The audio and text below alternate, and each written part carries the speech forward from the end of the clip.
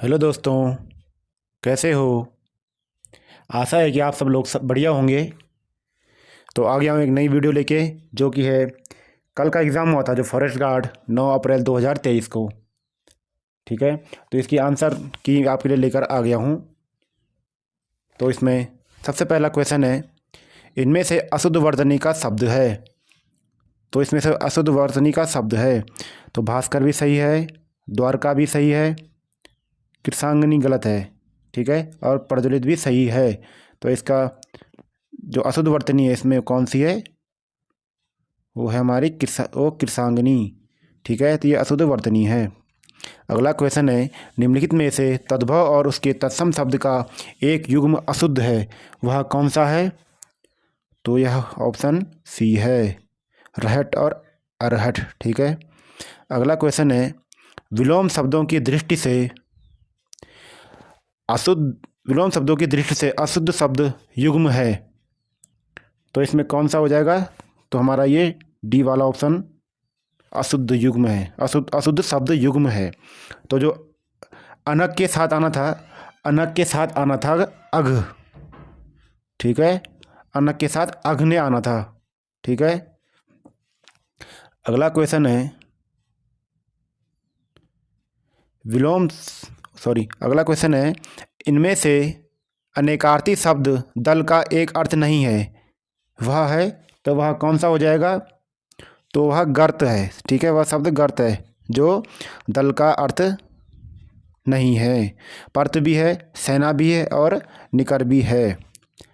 अगला क्वेश्चन है, नागरी लिपि में मात्राओं में सुधार लाने की दृष्टि से बाराखड़ी चलाने का प्रस्ताव इनमें से किसका था।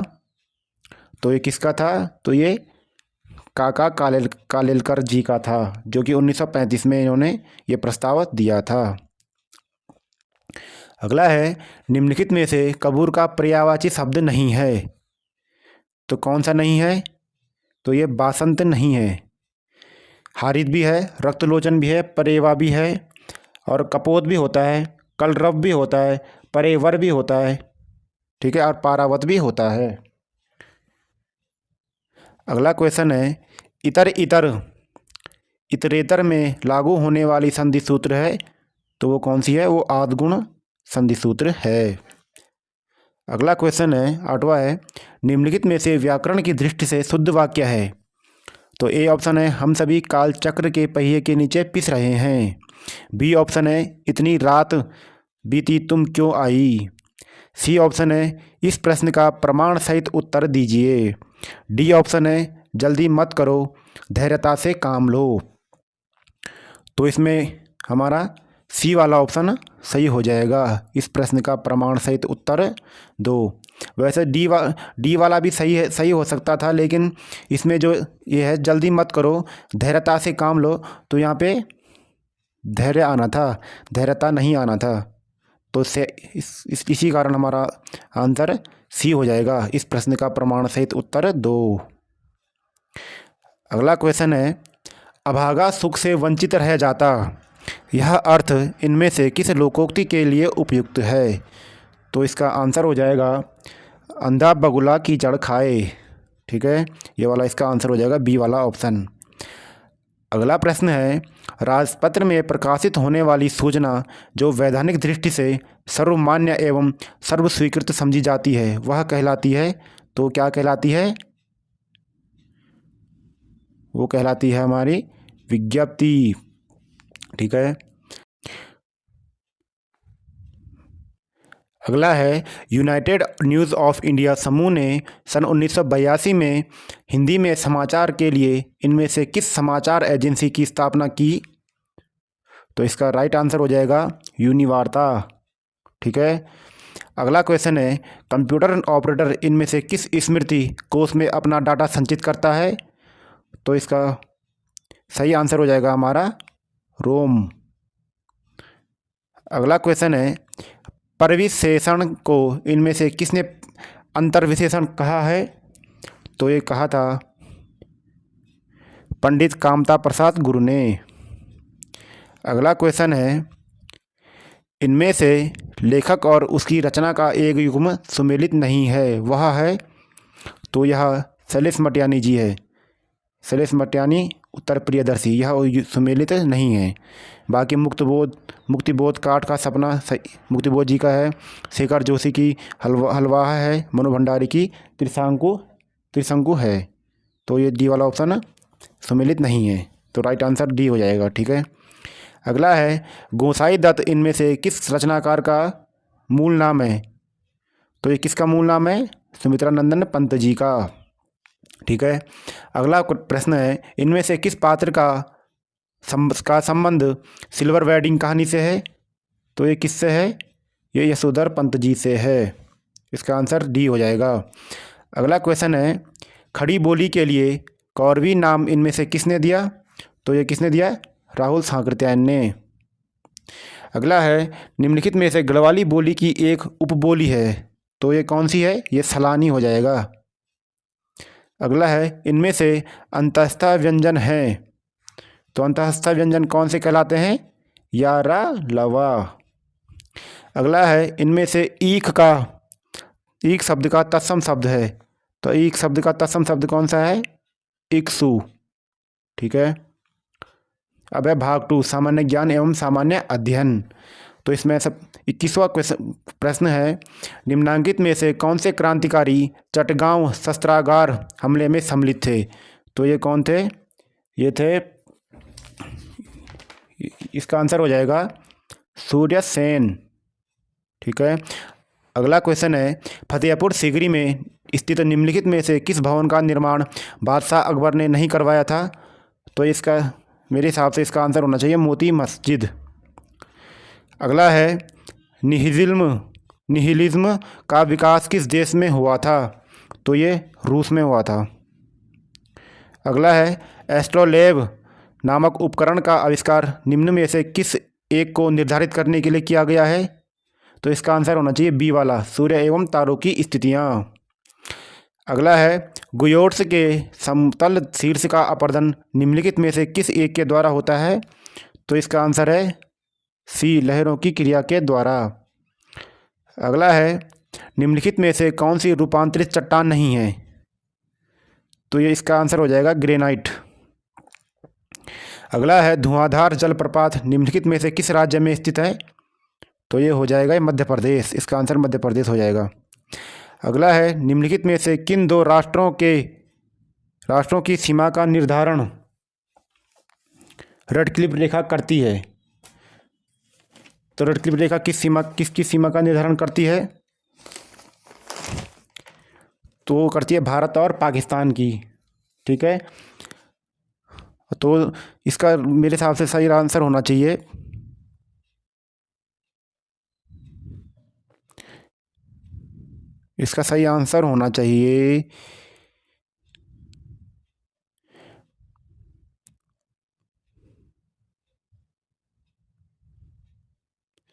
भारत और बांग्लादेश, क्योंकि भारत और पाकिस्तान 1947 में अलग हुए थे, तब ये बांग्लादेश नहीं था।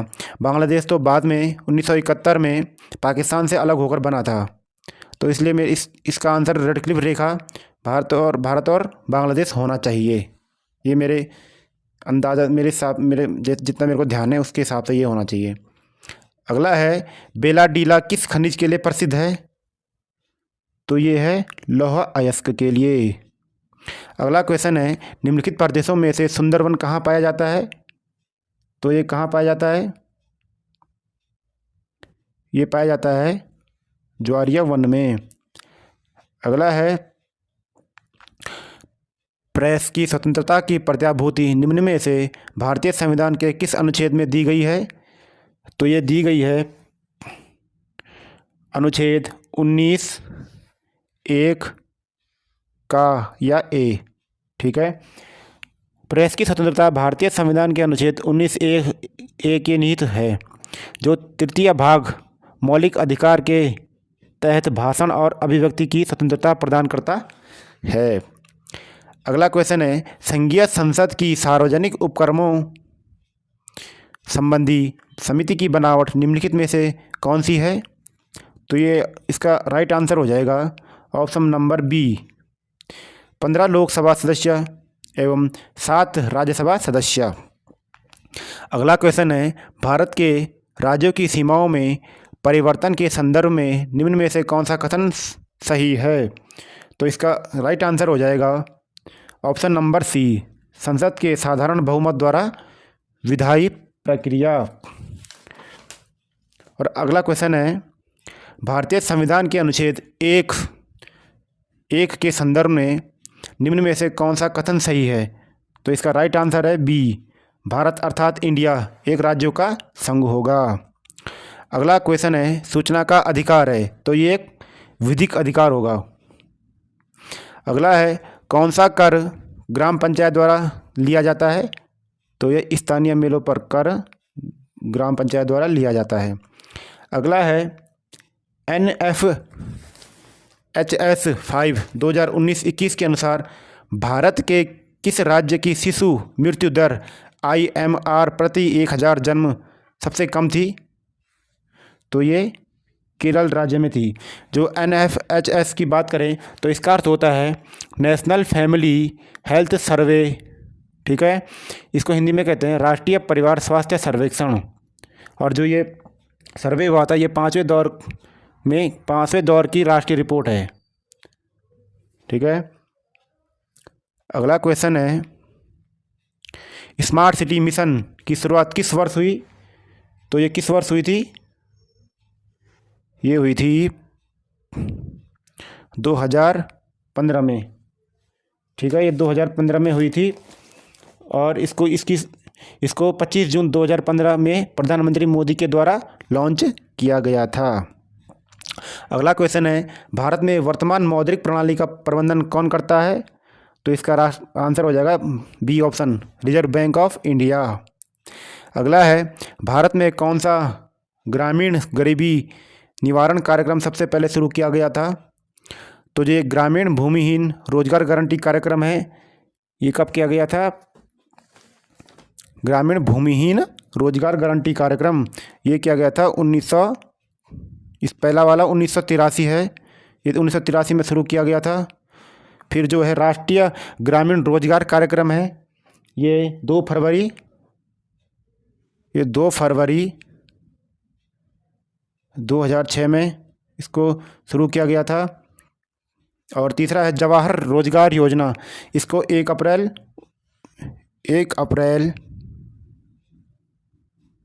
1989 में शुरू किया गया था। और डी है एकीकृत ग्रामीण विकास कार्यक्रम, इसको 1978 में आरंभ और 1980 में कार्यान्वित किया गया था। तो इसका सही आंसर हो जाएगा ऑप्शन नंबर डी, ये सबसे पुराना है, ठीक है। ये सबसे पहले शुरू किया गया था कब? 1980 में। 1978 में आरंभ और 1980 में इसको कार्यान्वित किया गया था, ठीक है। अगला क्वेश्चन है, सार्क शिखर सम्मेलन 2023 निम्न में से किस स्थान पर होना प्रस्तावित है? तो ये इस्लामाबाद पाकिस्तान में होना प्रस्तावित है। अगला है, ICC महिला T20 अंडर-19 विश्व कप 2023 निम्न में से किस स्थान पर हुआ था? तो इसका सही आंसर है पोटसटरुम। ये वाला ऑप्शन है सही हो जाएगा, क्योंकि जो ये बी वाला ऑप्शन है लॉस एंजलिस, तो ये है अमेरिका में, और मैनचेस्टर है ब्रिटेन में। और जो ये पोटसटरुम है ये है दक्षिण अफ्रीका में। तो ये जो टूर्नामेंट आयोजित किया गया था विश्व कप 2023, ये दक्षिण अफ्रीका में आयोजित किया गया था। अगला है, फरवरी 2023 में तुर्की में आए शक्तिशाली भूकंप की तीव्रता क्या थी? तो क्या थी इसकी तीव्रता? तो ये थी 7.8। तो हमारा बी वाला ऑप्शन सही हो जाएगा। उच्चतम न्यायालय ने 8 फरवरी 2023 को अपने ही फैसले पर आदेश देते हुए सिक्किम नेपाली लोगों को विदेशी मूल के लोग का उल्लेख हटा दिया है। यह फैसला किस तिथि का है? तो हमारा इसका राइट आंसर है सी, 13 जनवरी 2023 को। अगला क्वेश्चन है, भारत की G20 अध्यक्षता की थीम है, तो ये क्या है? ये तो बहुत ही आसान क्वेश्चन है, वसुधैव कुटुंबकम। अगला है, बॉर्डर गावस्कर ट्रॉफी 2023 से कौन सी जगह संबंधित नहीं है? तो कौन सी जगह संबंधित नहीं है? मुंबई। तो जो हाल ही में बॉर्डर गावस्कर ट्रॉफी आयोजित की गई थी वो भारत में आयोजित की गई थी, जिसके 4 मैच खेले गए थे। पहला मैच अहमदाबाद में हुआ था, उसके बाद नागपुर, दिल्ली और इंदौर में ये 4 मैच कराए गए थे, ठीक है। और भारत ने 2-1 से श्रृंखला अपने नाम की थी। अगला है, निम्नलिखित में से कौन सी मेमोरी सबसे फास्ट है? तो ये सी वाला ऑप्शन है, कैश मेमोरी। अगला है, शॉर्टकट कुंजी संयोजन के द्वारा MS वर्ड में खुली फाइल को प्रिंट किया जाता है। तो ये किसके द्वारा किया जाता है? Ctrl+P के द्वारा। अगला है, एक सॉफ्टवेयर प्रोग्राम जिसका उपयोग वेब पेजों को देखने के लिए किया जाता है। तो ये इसका आंसर हो जाएगा ऑप्शन नंबर डी, ब्राउज़र, ठीक है। तो ये इंटरनेट ब्राउज़र होता है, इसका उपयोग वेब पेजों को देखने के लिए किया जाता है। अगला है, इनमें से कौन सा वैध IPv4 एड्रेस है? तो इसका आंसर हो जाएगा ए वाला ऑप्शन, ठीक है। अगला है, मानव नेत्र किसी वस्तु का प्रतिबिंब बनाता है, किस पे बनाता है? दृष्टि पटल पर। अगला है, निम्न में से कौन सी एक यांत्रिक तरंग है? तो ये इसका ऑप्शन आंसर हो जाएगा डी वाला, ध्वनि तरंग। अगला है, निम्न में से किसने ABO रक्त समूह की खोज की तथा नोबेल पुरस्कार प्राप्त किया? तो ये इसका आंसर हो जाएगा सी वाला, ठीक है, कार्ल लैंडस्टेनर। 54वां क्वेश्चन है जो कि रीजनिंग से संबंधित है। ए अपनी सीध में 10 मीटर चलता है और फिर 10 मीटर दाईं ओर चलता है। इसके बाद प्रत्येक बार अपनी बाईं ओर मुड़कर वह क्रमशः 5, 15 और 15 मीटर चलता है। अब वह अपने मूल बिंदु से कितनी दूरी या मीटर पर है? तो इसका राइट आंसर हो जाएगा ऑप्शन वाला ए, 5 मीटर चलता है, ठीक है। अगला है 55वां, लड़कियों की एक पंक्ति में काम्या बाएं से 5वें स्थान पर है और प्रीति दाएं से 6ठे स्थान पर है। जब वे दोनों परस्पर अपना स्थान बदलती हैं तब काम्या बाएं से 13वें स्थान पर रहती हैं। प्रीति दाएं से कौन सी स्थान पर है? तो इसका राइट आंसर हो जाएगा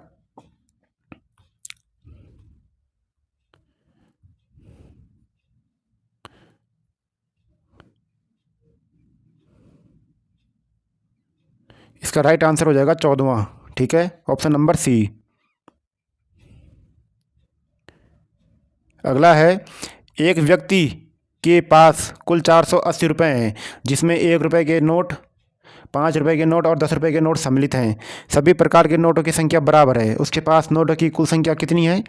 तो इसका आंसर हो जाएगा 90। ये डी वाला ऑप्शन इसका सही हो जाएगा। वर्ष 2024 के जनवरी तथा फरवरी माह में कुल कितने रविवार होंगे? तो कितने होंगे? 8, ठीक है।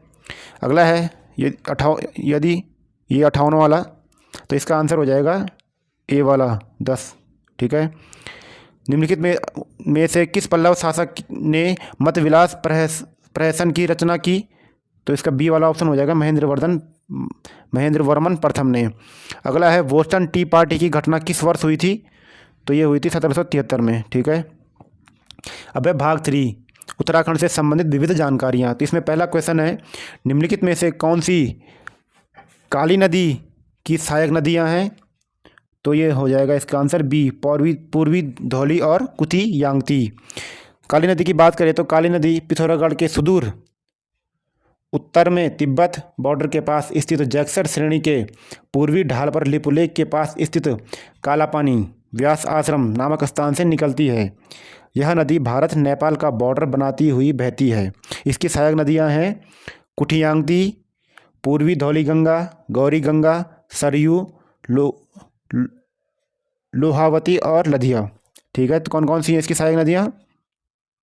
कौन कौन सी हैं? 2 तो ये हैं पूर्वी धौली गंगा और कुथियांगती, और हैं गौरी गंगा,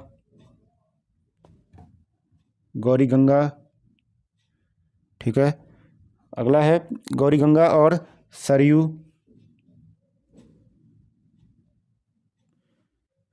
भी है, सरयू है, लोहावती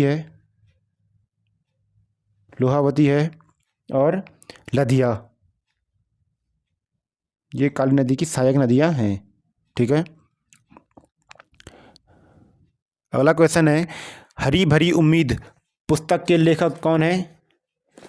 तो इसका राइट आंसर हो जाएगा ऑप्शन नंबर डी, शेखर पाठक। अगला है, पंवार वंश के शासनकाल में सुपकारपति हुआ करता था राजकीय भोजनालय का प्रभारी। Option number B. अगला है 1886 में भारतीय राष्ट्रीय कांग्रेस के कलकत्ता अधिवेशन में उत्तराखंड का प्रतिनिधित्व किसने किया था? तो ये किया था ऑप्शन नंबर ए, ज्वालादत्त जोशी। ठीक है, ये ज्वालादत्त जोशी जी ने किया था और ये कांग्रेस का दूसरा सम्मेलन था। पहला सम्मेलन 28 दिसंबर 1885 को मुंबई बम्बई के नाम से जाना जाता था, जो पहले कि गोकुल दास तेजपाल संस्कृत विद्यालय में हुआ था पहला सम्मेलन। ठीक है, अगला क्वेश्चन है, कौन सा पंवार शासक मुगल बादशाह जहांगीर के दरबार में भेंट लेकर गया था? तो इसका राइट आंसर हो जाएगा श्याम शाह। अगला है, उत्तराखंड पलायन आयोग की रिपोर्ट के अनुसार निम्न में से किस जिले में भूतहा गांव की संख्या सर्वाधिक है? तो जो सबसे ज़्यादा पलायन हुआ है वो उत्तराखंड राज्य के पौड़ी गढ़वाल जिले में हुआ है। तो जो खाली पड़े मकान होते हैं उनको भूतहाई गांव कहा जा सकता है। तो इसका राइट आंसर हो जाएगा ऑप्शन नंबर डी। ठीक है, अगला है, पप्पूकार की कला की किस विधा से संबंधित है? तो ये संगीत से संबंधित है। ठीक है, किससे? संगीत से। ऑप्शन नंबर ए, संगीत से। पप्पूकार की का निधन हुआ था 9 जून 2018 को। हल्द्वानी के पास में इनका एक कार का इनका एक एक्सीडेंट हो गया था, जिसके कारण इनकी मृत्यु हो गई थी। ठीक है, अगला है, किस वर्ष में कुमाऊं परिषद का विलय कांग्रेस में हुआ था? तो इसका राइट आंसर हो जाएगा 1926 में। ठीक है, अगला है, नीलकंठ महादेव का प्रसिद्ध मंदिर उत्तराखंड के किस जिले में है? तो ये है पौड़ी गढ़वाल जिले में। अगला है, हरेला उत्तराखंड का प्रसिद्ध क्या है? एक त्योहार है। हरेला की बात करें तो हरेला पर्व साल में 3 बार मनाया जाता है। पहला चैत्र मास में, दूसरा श्रावण माह में और तीसरा अश्विन माह में। इन तीनों में से सावन महीने में मनाया जाने वाला हरेला पर्व विशेष धूमधाम से मनाया जाता है। ठीक है, जो सावन माह का जो पर्व होता है वो विशेष रूप से इसको मनाया जाता है। अगला है, निम्नांकित में से कौन सा उत्सव उत्तराखंड से संबंधित नहीं है? तो ये ए वाला भी है, जागर भी है, रम्माण भी है, नंदा राजात भी है। तो ये इसका हो जाएगा डी वाला, फूलों की सैर, फूल वालों की सैर। तो फूल वालों की सैर दिल्ली में ये त्यौहार मनाया जाता है, जो कि फूल विक्रेता मनाते हैं और यह सितंबर माह में ये हर वर्ष मनाते हैं। और यह त्यौहार 3 दिवसीय होता है। ठीक है, कितने दिन का होता है? 3 दिवसीय होता है। ये दिल्ली में फूल बेचने वाले इस त्यौहार को मनाते हैं। ठीक है, अगला है, जाड़ उत्तराखंड की किस जनजाति की एक उपजाति है? तो आपने सुना होगा कभी कभी जाड़ भोटिया।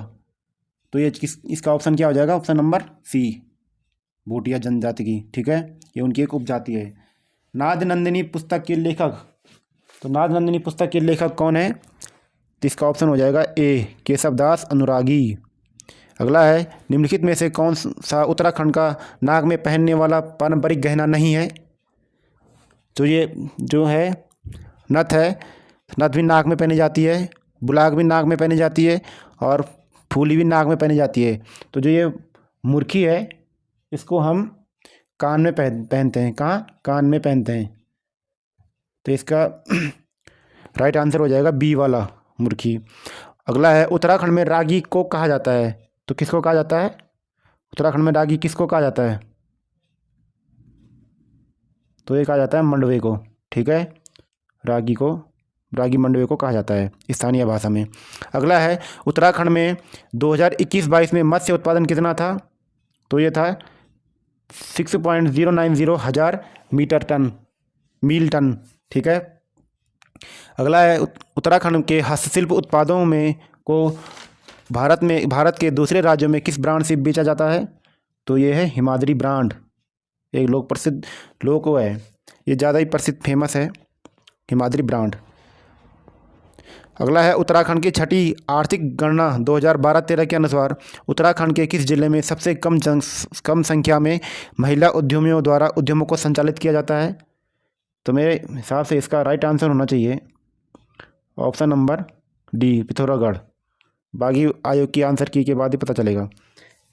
अगला है, निम्नलिखित जिलों में से प्रधानमंत्री श्रम योगी मानधन योजना SYM के अंतर्गत सर्वाधिक श्रमिकों के नामांकन किस जिले में हुए हैं? तो इसका आंसर होना चाहिए डी वाला, उधम सिंह नगर। अगला है उत्तराखंड आर्थिक सर्वेक्षण 2021-22 के अनुसार उत्तराखंड की मुख्य निर्यात मध्य दिसंबर 2021 के दौरान क्या थी? तो इसका राइट आंसर है बी वाला, केमिकल प्रोडक्ट्स। अगला है उत्तराखंड में विज्ञान धाम स्थित है, तो ये कहाँ स्थित है? यह है देहरादून में। अगला है भारत का प्रथम लाइकेन पार्क विकसित किया जा रहा है, तो ये कहाँ किया जा रहा है? मुनस्यारी में। ठीक है, कहाँ किया जा रहा है? मुनस्यारी में। मुनस्यारी कहाँ पे है? तो मुनस्यारी है हमारे शायद पिथौरागढ़ में है मुनस्यारी मेरे हिसाब से तो। ठीक है, नहीं सॉरी, मुनस्यारी अल्मोड़ा या बागेश्वर में है। अगला है पर्वतीय कस्तूरी मृग के संदर्भ में निम्न कथनों पर विचार कीजिए। तो इसका जो राइट आंसर है वो ऑप्शन बी वाला है, 1 और 3। इसमें पहला है एकाकी प्राणी बंधनावस्था में दिखना मुश्किल, और तीसरा है उत्तराखंड में यह प्रजाति अवैध शिकार के कारण खतरे में है। अगला क्वेश्चन है उत्तराखंड में कुल कितने वन्यजीव अभ्यारण्य हैं? तो कितने हैं? 7 हैं। ठीक है, कौन कौन से हैं? तो ये हैं एक गोविंद वन्यजीव विहार, केदार वन्यजीव विहार, अस्कोट वन्यजीव विहार, सोना नदी वन्यजीव विहार, बिनसिर वन्यजीव विहार, मसूरी वन्यजीव विहार और नंधौरी वन्यजीव विहार। ये 7 हैं। ठीक है, अगला है उत्तराखंड में प्रथम पशु क्वारंटीन केंद्र स्थापित किया गया, तो कहाँ किया गया? जिम कॉर्बेट राष्ट्रीय उद्यान में। ठीक है, अगला है उत्तराखंड में यूनेस्को विरासत स्थल है, तो ये कौन सा है? Nanda Devi biosphere reserve. अगला है उत्तराखंड की किन 2 महिला सरपंचों को राष्ट्रपति के द्वारा स्वच्छ सुजल शक्ति सम्मान 2023 प्रदान किया गया? तो इसका राइट आंसर हो जाएगा ऑप्शन नंबर बी, कविता देवी और निकिता चौहान। कविता देवी बागेश्वर जिले से थी और निकिता चौहान देहरादून जौनसार से थी। ठीक है, अगला है उत्तराखंड के किस खिलाड़ी ने 22वें कॉमनवेल्थ गेम खेलों में स्वर्ण पदक जीता? तो ये लक्ष्य सेन ने जीता। ठीक है, अगला है निम्नलिखित में से कौन सा नाम उत्तराखंड गौरव सम्मान 2022 की सूची में नहीं था? तो कौन सा नहीं था? नरेंद्र सिंह नेगी। तो इनको 2021 में मिला था। 2021 में 5 लोगों को मिला था, तो वो 5 लोग थे नारायण दत्त तिवारी, मरणोपरांत रस्किन बॉन्ड जो कि लेखक थे, डॉक्टर अनिल प्रकाश जोशी जो कि एक पर्यावरणविद थे, नरेंद्र सिंह नेगी जो हैं इसमें जो कि लोक गायक हैं, और बचेंद्र पाल जो कि पर्वतारोही हैं। और 2022 में भी ये 5 लोगों को मिला है। ये है पहला राष्ट्रीय सुरक्षा सलाहकार अजीत डोभाल जी को, और भारत के पहले चीफ ऑफ डिफेंस स्वर्गीय बिपिन रावत जी को। तीसरा है केंद्रीय फिल्म सेंसर बोर्ड के अध्यक्ष प्रसून जोशी को, और प्रसिद्ध गीतकार स्वर्गीय गिरीश चंद्र तिवारी को, और साहित्यकार स्वर्गीय वीरेन डंगवाल जी को। तो इसका right answer option number C है हमारा। ठीक है, अगला है 2023 में केंद्र सरकार ने उत्तराखंड के एक 500 वर्ष पुराने नौले स्टेप वेल को सुरक्षित घोषित किया है। यह स्थित है, तो यह कहाँ स्थित है? शुनराकोट जो कि अल्मोड़ा में पड़ता है, और जो उत्तराखंड के प्रसिद्ध कवि थे सुमित्रा नंदन पंत जी, ये उनका ही गांव था, उनका ये पैतृक निवास था ये गांव। ठीक है, तो वहीं पे शुनराकोट में ये पुराना नौला है। अगला है निम्नांकित में से किस उत्तराखंड शासन द्वारा उत्तराखंड राज्य विज्ञान एवं तकनीकी परिषद यूकोस्ट का महानिदेशक नियुक्त किया गया है? तो इसका राइट आंसर हो जाएगा हमारा option number C, Durgesh Pant ji को। अगला है अक्टूबर 2022 में नेहरू पर्वतारोहण संस्थान के प्रशिक्षुओं की हिमस्खलन के कारण किस चोटी पर मृत्यु हो गई थी? तो ये हो गई थी द्रौपदिका डांडा 2 में।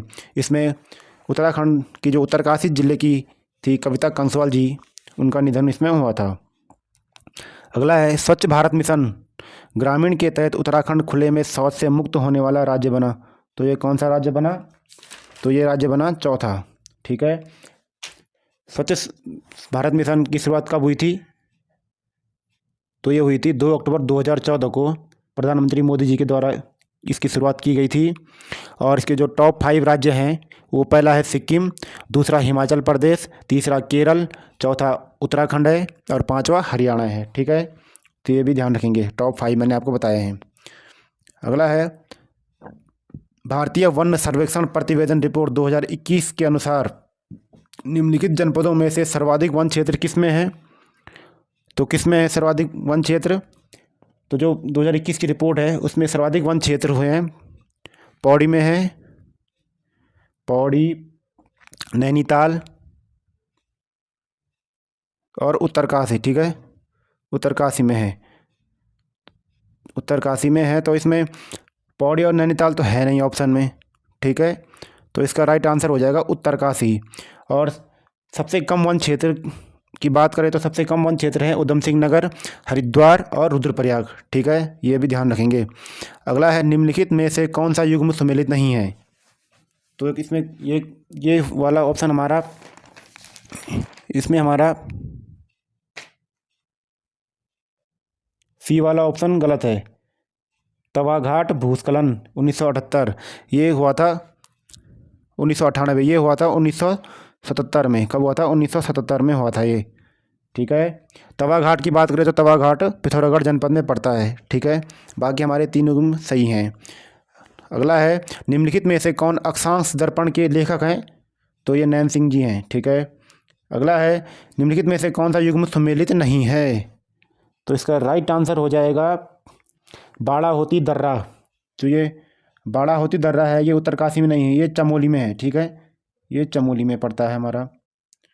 अगला है गोविंद वन्यजीव अभयारण्य निम्नलिखित में से किस जनपद में स्थित है।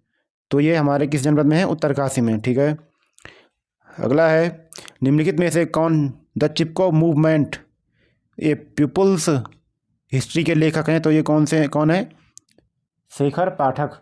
ठीक है, और लास्ट है आज का, उत्तराखंड के निम्नलिखित में से किस नगर केंद्र में 2001 से 2011 के दौरान सर्वाधिक ऋणात्मक जनसंख्या वृद्धि प्रतिशत पंजीकृत की गई है। तो इसका आंसर होना चाहिए बी, अल्मोड़ा छावनी परिषद। तो दोस्तों धन्यवाद, मिलते हैं नेक्स्ट वीडियो में।